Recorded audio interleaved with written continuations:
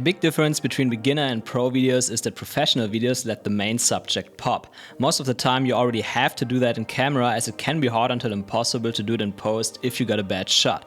So how do you make your subject pop in camera? We will find out in this tutorial.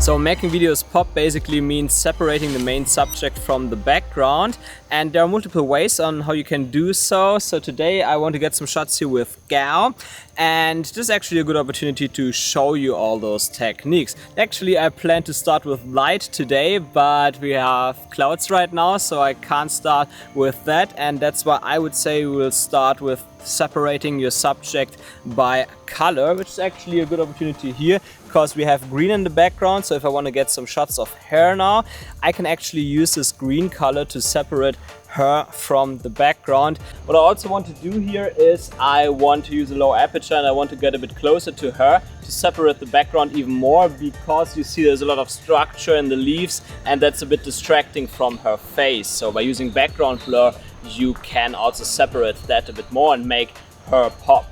So let's get a shot here. Smile a bit. Yeah. That's good. I like that. And adding color contrast is something that you oftentimes do in post. I will also do a bit in post here, but it is important to think about that already when you get the shot, because if you put the wrong colors in the background, it will be very hard, even if you do color grade, to separate the background from the main subject. So here it's green, and green is actually quite easy to separate from skin tone. It's not as easy as blue, for example, because blue is by its nature already pretty separated, but it's a different enough color to separate it from skin tones later in post. While if I would put her in front of maybe a red or a yellow or orange background, then it would be much harder to separate it.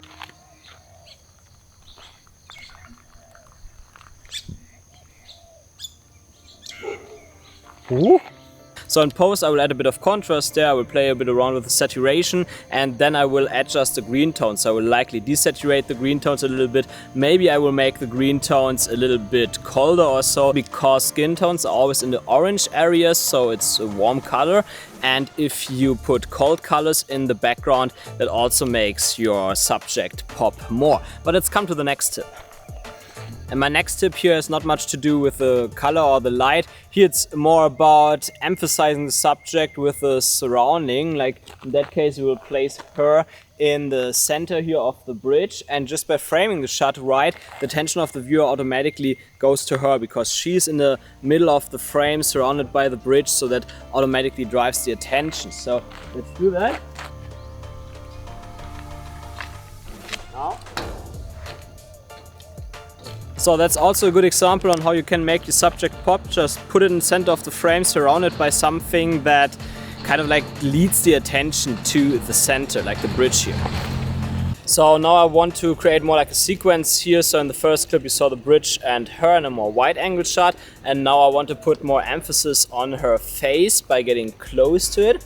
And here the problem is that really behind her there is a lot of detail in the bridge, and the bridge is pretty wide while the background with the trees is a bit darker, etc. So that makes it harder to make her pop, and that's why here I try to separate her via background blur. So by essentially lowering the aperture, going a bit closer. Before I actually used an aperture of f2.8 here to not blur the bridge out too much. I want the viewer to see the bridge there in the first shot, but now it's really just about her face, and that's why I lower the aperture and I go even closer. And this is something that you have to remember, even if you have a cheaper lens and you don't have a super fast aperture like here in f1.4.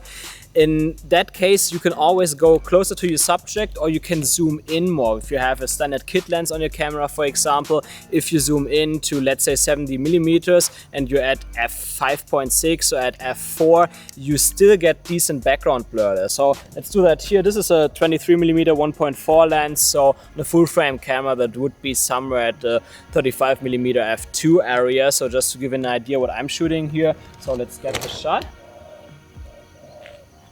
Let's actually do a little test here and get another shot where I now raise the aperture a little bit so that there's more detail visible from the bridge. Then you can see how distracting it can actually be.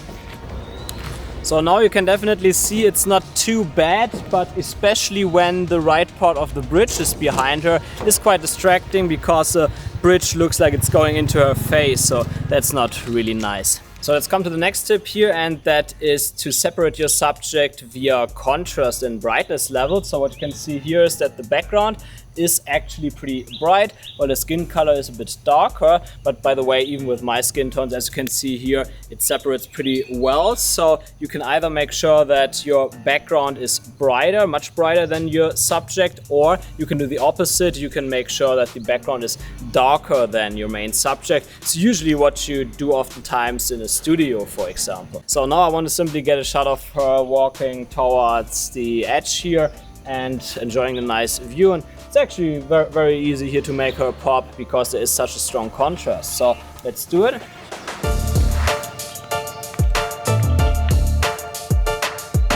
And that's also a good example here for the opposite. Like now the background is darker because of all the trees there and the shadow areas, but the light actually shines on her face. Like, can you see that?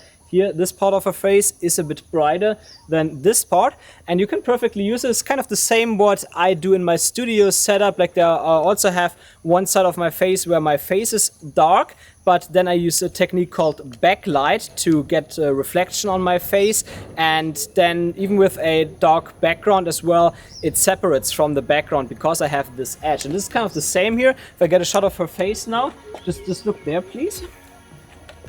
So I'm getting close. Oh, when you look at the right side of her face, you can see this bright edge there, and that makes it her face separates from the background.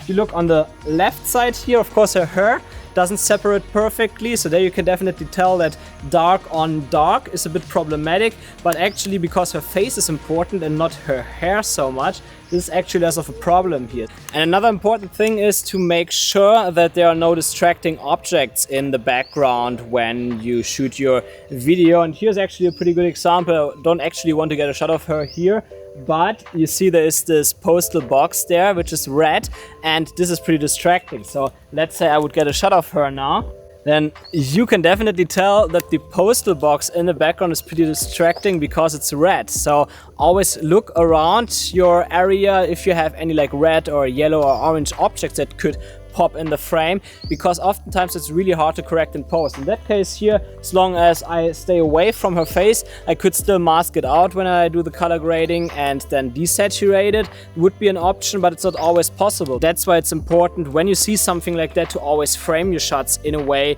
that this object is not there anymore. So always be aware about what's in the background. Is there something distracting? I know it's complicated because all your attention goes on the main subject, of course. So I just finished editing the video here, and I think that my main point didn't 100% come through, and that's that you should shoot for the edit, because of course you have to do a bit of color grading in post to really make it pop.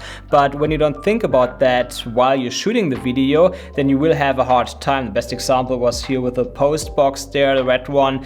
Like if you have a bit more camera motion there and you have to mask it out, that will take a lot of time in post. So it's definitely easier to change your camera position or the position of your subject a bit if you have something like that, so it's easier for you to make it pop in post. And of course you can't always get it right, but the more you think about it, the more you will make the right decision while you're shooting your videos, and then you will have it much easier and it will look better after your final color grade. I hope you enjoyed this tutorial. If yes, then leave me a thumbs up, and also don't forget to hit the subscribe and the bell notifications button for upcoming tutorials. I publish at least once a week, and I hope to see you in the next one.